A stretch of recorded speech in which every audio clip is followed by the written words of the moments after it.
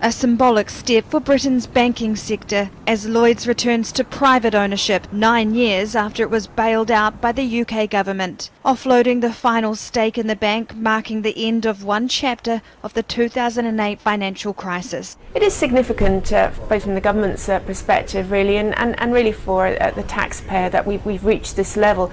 It's not a surprise. I think over the last couple of years there has been good news with respect to Lloyds, and I think this date was widely expected by the market and beyond.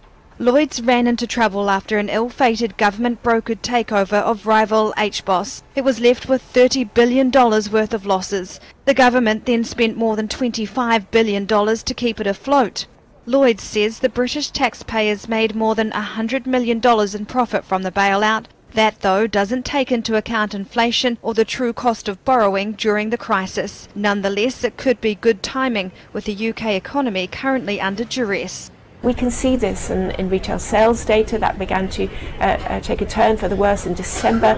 We can see it now in housing data too. That has weakened as well. So several indicators suggesting that the rise in inflation is having an impact on the consumer space.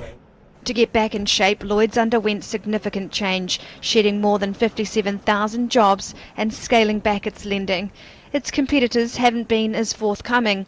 Only around half of the $177 billion of direct cash injected into Britain's 5 bailed out banks has so far been recovered.